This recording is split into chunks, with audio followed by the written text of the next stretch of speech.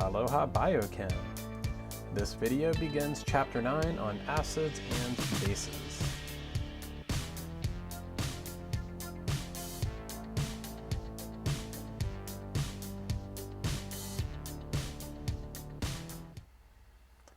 So we're starting a new chapter, acids and bases. The picture shows a bunch of citrus fruits which contain citric acid. Citric acid is a very tasty component of these fruits, and it's one of the many acids we routinely encounter in foods and consumer products. In this lecture, we will introduce acids and bases in pretty good detail. Here are the notes. I like to color my acids red and my bases blue. Let's start by discussing some chemical properties of acids and bases.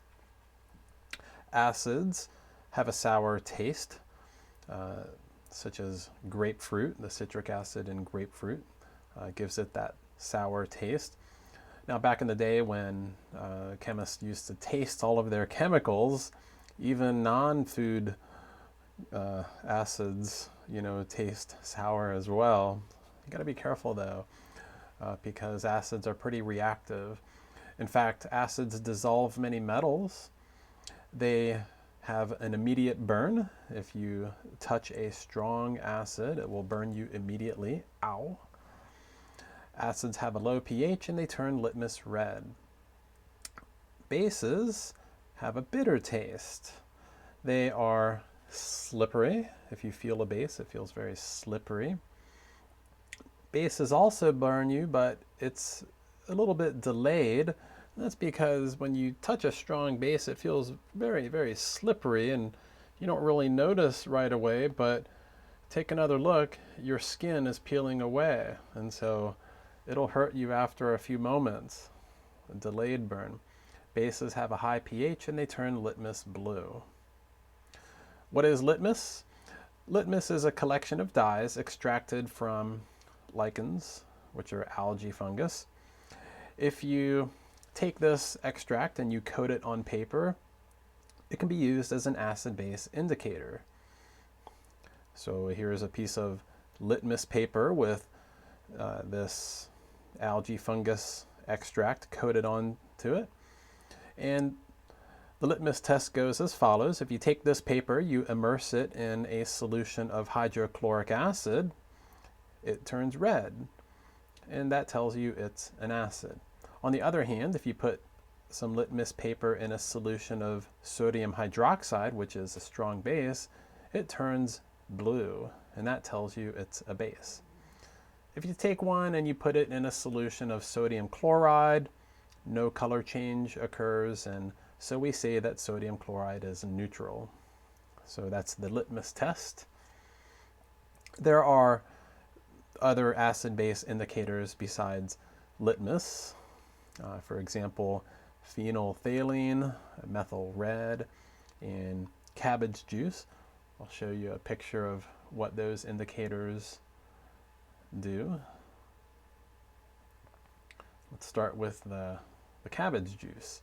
So you take some purple cabbage and you boil off that purple color. Well, there's a collection of chemicals in purple cabbage, and they will change a variety of colors depending on how acidic the substance is. If you put purple cabbage juice in contact with a really acidic substance, it turns bright red. Okay. If you put it in contact with a basic substance, it turns, bluish or greenish. And then there's a range of colors in between. So purple cabbage is a wonderful indicator because there's a variety of colors. It's not just acid or base. It's, strong acid, weaker acid, acid, neutral, and then you get into the basic region. These numbers right here are pH numbers, and we'll discuss pH in a couple of videos from now. Here's phenolphthalein.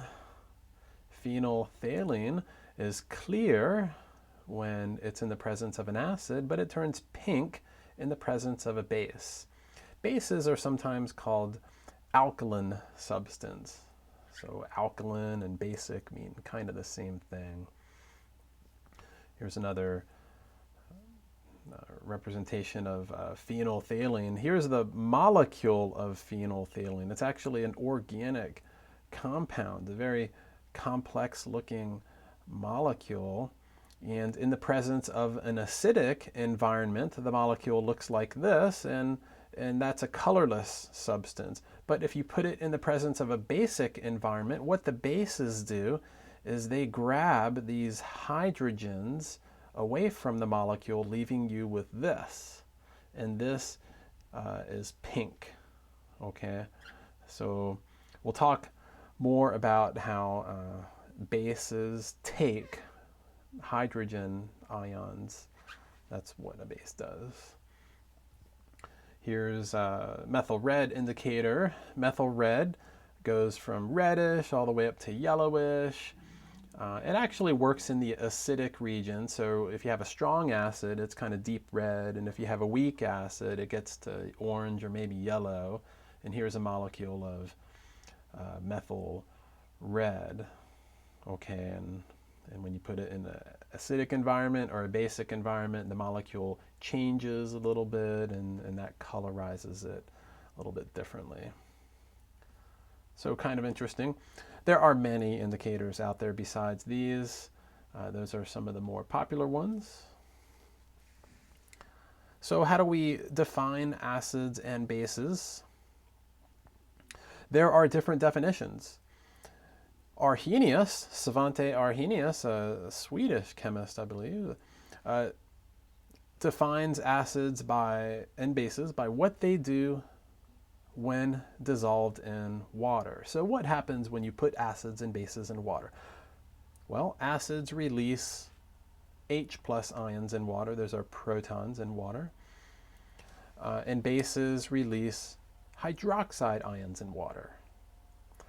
For example, HCl, hydrogen chloride gas. If you pass hydrogen chloride gas over water, you put it in contact with water, some of it goes into the water, so you dissolve some of it in the water. And once it's in the water, we call this hydrochloric acid. And hydrochloric acid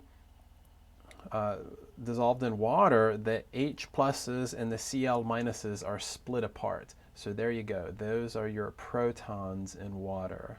So this is an acid. Acids release protons in water.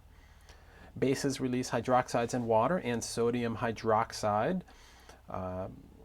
is a base. So this is a solid ionic compound, and when you dissolve it in water to form aqueous solution, of course the metal cations and the anions become separated like all ionic compounds do when they dissolve in water, and there you go. Those are your hydroxide ions.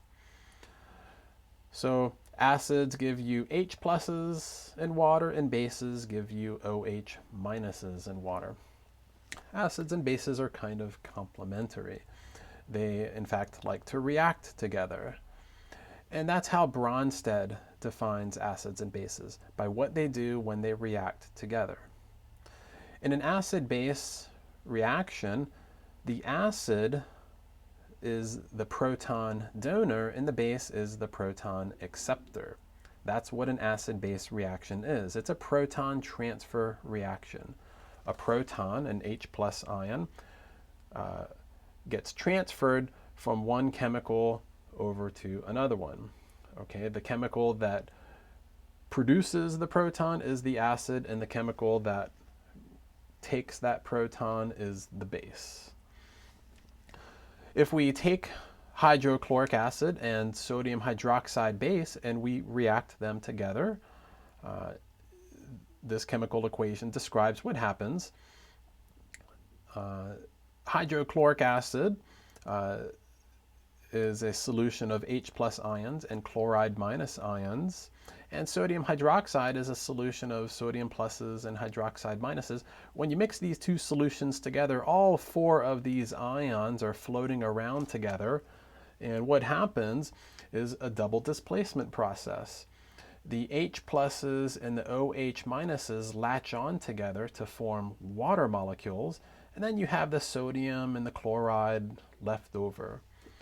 And so you see that the hydrochloric acid and sodium hydroxide base form salt and water.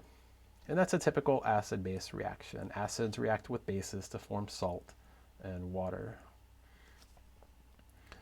Now, we should mention one thing about protons in solution. We're going to be talking quite a bit about protons in solution in this chapter.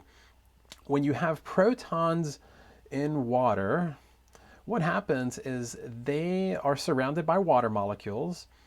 And remember, water molecules have a polar character. They have an electronegative oxygen atom. And what happens is the dissolved proton has a nearby water molecule whose oxygen atom is pointing towards that proton. And this forms like a complex. It's called the hydronium ion. And whenever you see protons in solution, just keep it in mind that there's a nearby water molecule that's associated with it. So sometimes protons in solution will be written as H3O plus hydronium ions, and other times as H plus ions. Okay, these are really the same thing. Now, there is a third category or a third type of definition from Gen Lewis, Gilbert Lewis, an American chemist. And Lewis also defines acids and bases by what they do when they react together, but in a more general way. And we're not going to discuss Lewis acids and bases in this video or in this course, but there is a link below in the description for this video if you're interested in what Lewis acids are. I did another video for another class and I kind of compare these three, but it's not really important for our course, and we're going to skip them. They're not in our book either. Now, it's kind of interesting, depending on how you define acids and bases, Arrhenius and Bronsted, there's a lot of overlap, so Arrhenius acids and Bronsted acids are kind of the same thing. It's just the definitions are a little bit different. We should mention, though, that all Arrhenius acids are also Bronsted acids, and all Arrhenius bases are also Bronsted bases. But the opposite is not true. Okay, it is possible to find Bronsted acids that are not Arrhenius acids and Bronsted bases that are not Arrhenius bases. I like to think of this kind of diagram. The Arrhenius acids and bases are a subset of the larger category of Bronsted acids and bases. And it's possible to find a couple of Bronsted acids and bases that are not Arrhenius acids and bases. And if you're interested, then go check out that video, which also talks about Lewis acids and bases. But it's not so important for our discussion, and we're simply going to focus our attention here in this region. So when we talk about an acid or a base, it satisfies both criteria. So keep your Arrhenius glasses on and keep your Bronsted glasses on as well. An acid produces protons when dissolved in water, and it also is a proton donor when it reacts in a chemical reaction. And bases release hydroxides and water, and when they react with acids, they are the proton acceptors. So kind of keep in mind both definitions at the same time.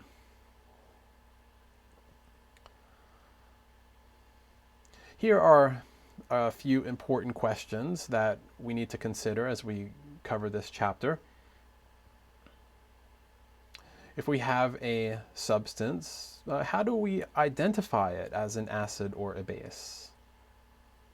And if you have a substance in which you know it's an acid or a base, how much proton and hydroxide do they release in water? So how acidic is it?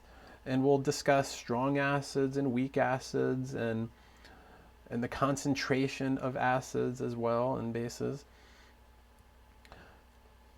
The third question is how to describe acid-base neutralization reactions. So we'll get familiar with writing the chemical equations for these neutralization reactions. And finally, what are some applications, especially in the field of biochemistry, of acids and bases? Acids and bases are very important in the field of biochemistry, so we need to mention some of these applications. Okay, we'll talk about the blood in particular.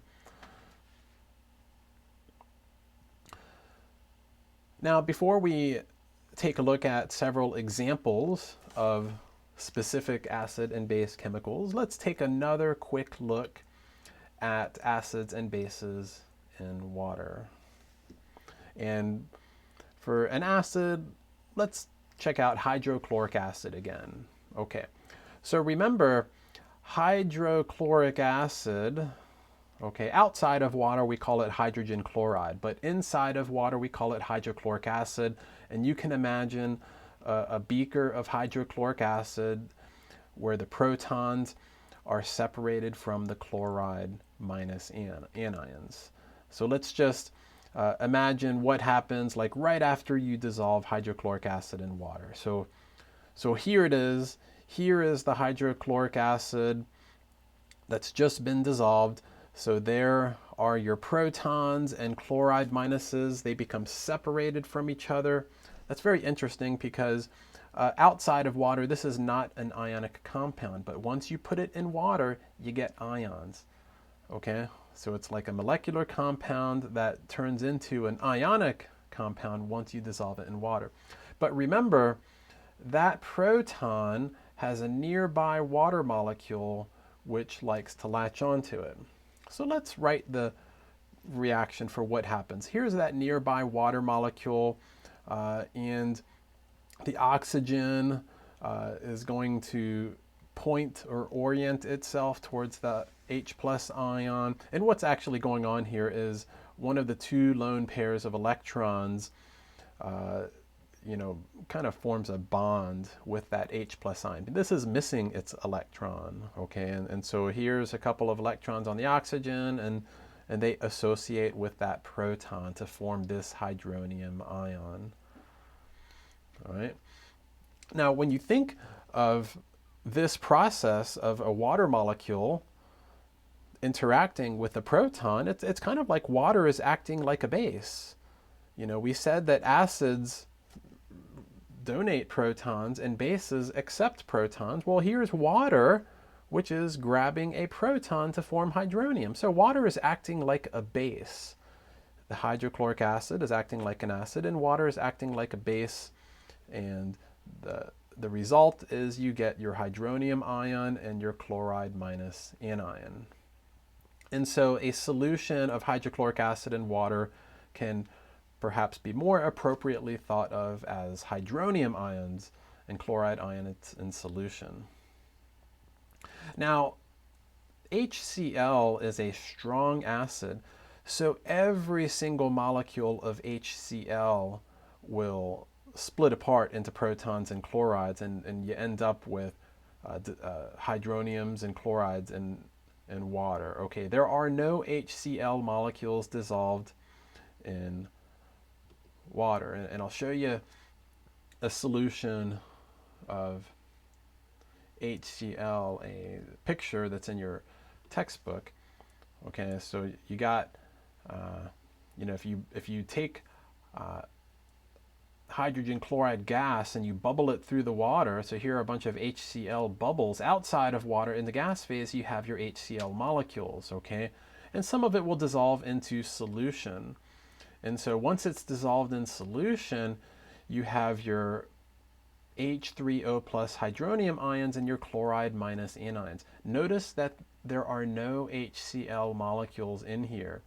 100% of the molecules have split apart into hydroniums and chlorides.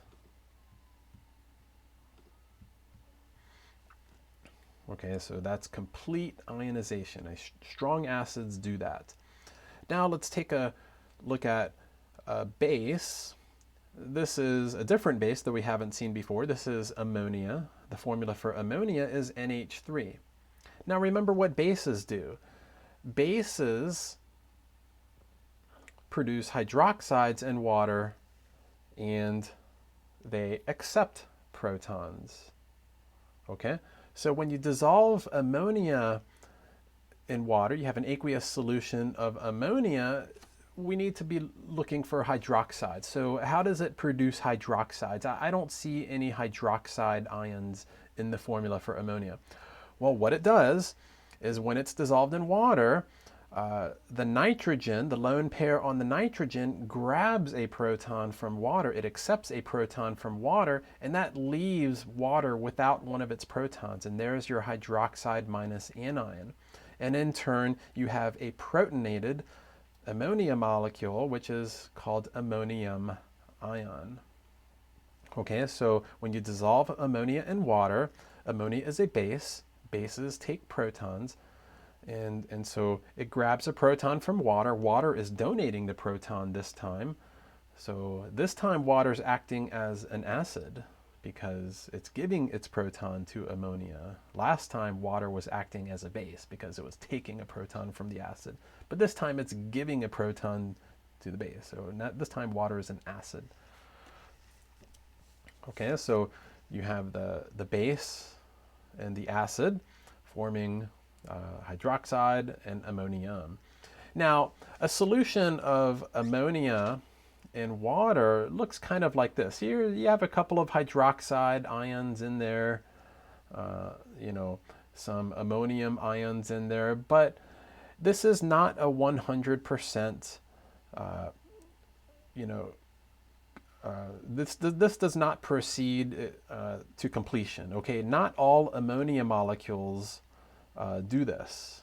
Okay, this is partial ionization. So in fact, most of the ammonia molecules are dissolved in water, but a small fraction of them ionize to form hydroxides and ammonium. So it is a base. You do get some hydroxides in water, but this is a weak base. Okay, only some of the ammonia molecules do that.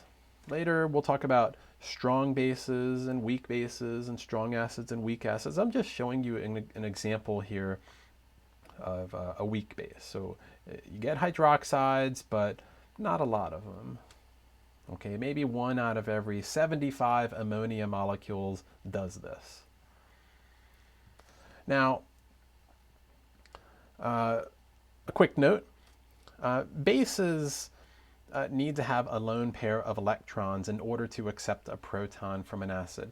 We saw the simple process of just dissolving them in water and how you can think of that as like an acid reacting with a base or a base reacting with an acid just by its interaction with water, whether it's an acid or a base.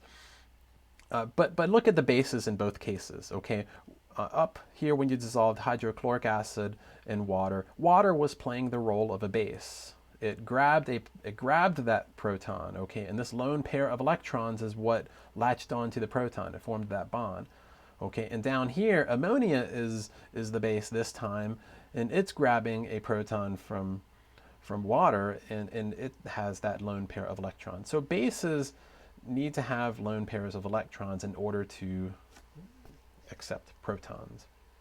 Another quick note: you notice that water played the role of a base up here, and it played the role of an acid down there. And when substances can be both an acid or a base, we call them amphoteric. So water can act as both an acid and a base, hence it is amphoteric.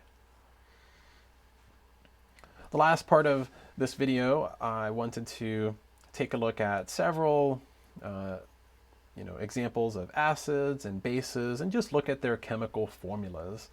Okay, acids, we can divide them into a few categories. Binary acids consist of hydrogen and another element. Hydrogen and one other element. Okay, oxyacids have hydrogen and some, oxyanion, and then carboxylic acids are kind of interesting. We'll look at those as well. So here are a few binary acids. The first one is HF. This is called hydrofluoric acid. Hydrofluoric acid is used to dissolve glass. It's used, in fact, to clean chemical glassware, sometimes in laboratories. Swish a little bit of it around in your glassware, dissolve some of the glass, and you end up with a very clean glass, plus the glass is a little bit thinner afterwards. Now, this is an acid, so it releases protons in water, and what are you left with? You're left with the fluoride minus anion. Okay, so hydrofluoric acid. This is how you name binary acids. You get the hydro prefix and it ends in ic. Hydrofluoric acid. HCl is hydrochloric acid, and this, after donating the proton, leaves you with chloride minus anion. Hydrochloric acid is found in gastric juice. Now, hydrochloric acid is a strong acid. Hydrofluoric acid is a weak acid. They both will burn you, okay? Strong acids and weak acids can both burn you, okay? Don't think that weak acids can't. The difference between strong acids and weak acids has to do with what percentage of their molecules ionize. Okay, strong acids, 100% of their molecules release protons. 100% of them ionize. And weak acids, just a small fraction of them do. Another example is HBr, that's hydrobromic acid. This leaves you with bromide ion. Hydroiodic acid, you can call this the Hawaii state chemical, HI. This leaves you with the iodide ion. These three are all strong acids, okay? The next two are weak acids.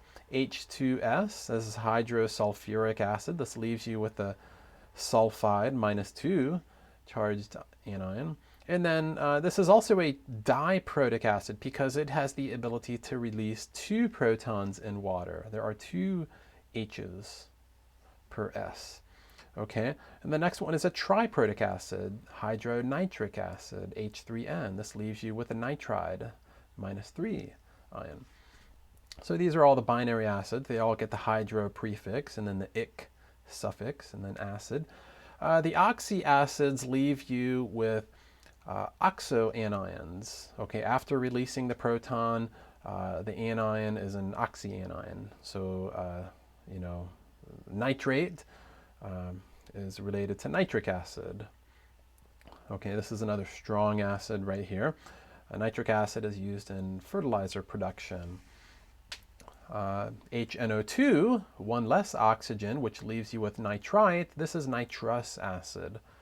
Okay, so nitrate is related to nitric acid. Nitrite is related to nitrous acid.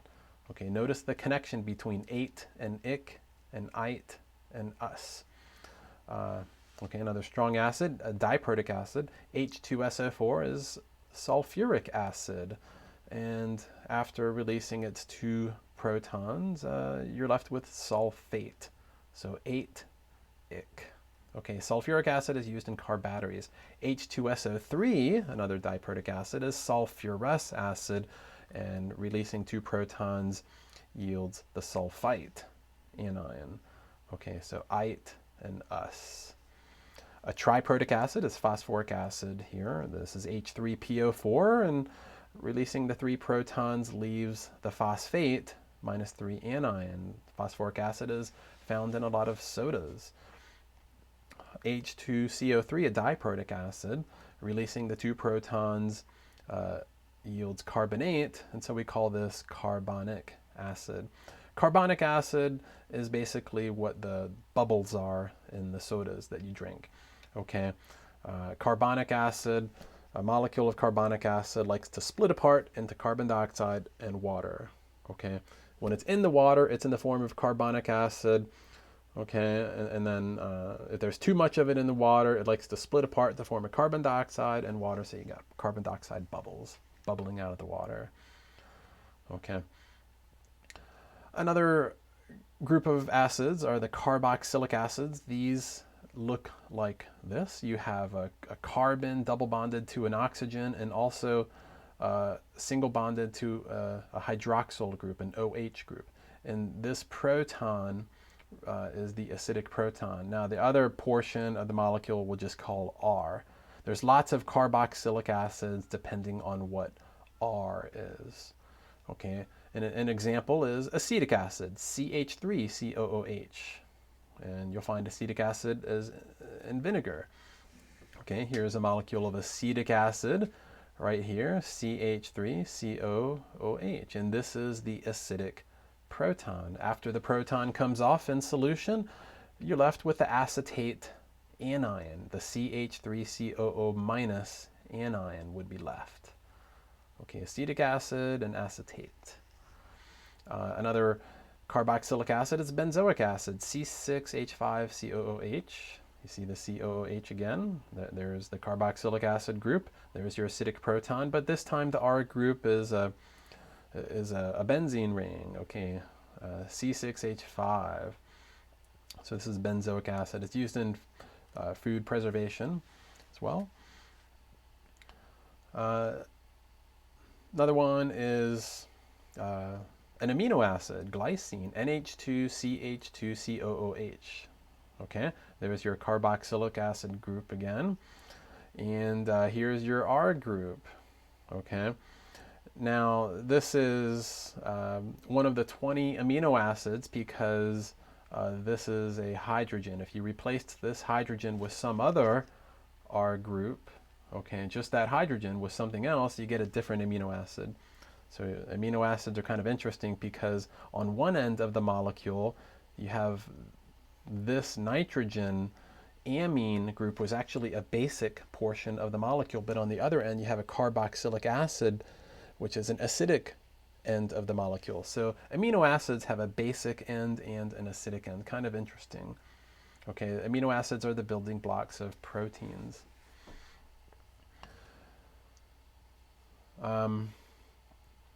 So bases, I'll divide those up into a couple of categories. This is the last part of the video. You have your metal hydroxides, and lithium hydroxide is our first example. So LiOH. Lithium hydroxide is used in breathing gas purification in spaceships. So when you breathe in a confined space, you're emitting all of that carbon dioxide. Where does it go? Well, if you have lithium hydroxide, it kind of reacts with it. It gobbles it up. Okay, so lithium hydroxide it's an interesting application of this strong base. Okay, another strong base is sodium hydroxide, which is used in saponification. That's the making of soap. It's also used in drain cleaner. It's a tissue digester. In fact, this is your prototypical strong base. When somebody says, I need a strong base, they're usually talking about sodium hydroxide. There are all kinds of applications for sodium hydroxide. So drain cleaner, it's a nasty substance. It will dissolve your skin. You know, in fact, that's how soap is made. The old school way to make soap, you got this fat substance from dead animal, you boil it, sodium hydroxide, it's dissolving it all up, and you can make your your soap after that. So very dangerous stuff. It's very slippery in low concentrations, but very high concentrations, it'll dissolve your skin right off, especially hot stuff. Potassium hydroxide is very similar to sodium hydroxide. Also used in saponification, but more so for making softer soaps. Potassium hydroxide is also used in manicure treatment to dissolve the cuticles, the excess remnants of the skin. Okay, make your fingers and toes look nice, I guess. Just be careful. Don't use too concentrated potassium hydroxide. Now, magnesium hydroxide, this ionic compound has 2 hydroxides per formula unit. It's not so soluble in water, so it's not as dangerous as the other stuff. In fact, magnesium hydroxide is used in medicines as an antacid and laxative. So milk of magnesia, has magnesium hydroxide. It looks like milk. That's because it hasn't dissolved. Okay. It can be filtered out and helps flush you out. And it's also an antacid, so a tiny bit of it does dissolve, and it kind of neutralizes some of the acid in the stomach. Strontium hydroxide is another one, like magnesium hydroxide. You get 2 hydroxides per formula unit, and this is used in beet sugar production. Some other bases which do not have hydroxides in the formula. You remember, bases release hydroxides when dissolved in water. And here are some bases that, though they don't have hydroxide in their actual formula, when you dissolve in water, you get hydroxides. You remember how that works? Ammonia, doesn't have hydroxide in its formula, but what it does is it takes a proton. Bases take protons. After taking a proton from a water molecule, dissolved in water again, there's your hydroxide. So that's the way these work. Okay, these are bases, and they, when dissolved in water, they'll take protons from water molecules, leaving hydroxides in the water. So we have the ammonia. Ammonia is used in fertilizer production. It's also used as a cleaner. Not so much of a, it's used as a cleaner, but it's not as powerful as a sodium hydroxide. This is used as a drain cleaner. It just dissolves everything. Okay, so you want to be careful with this type of cleaner. Ammonia is also a cleaner, but more so for surfaces.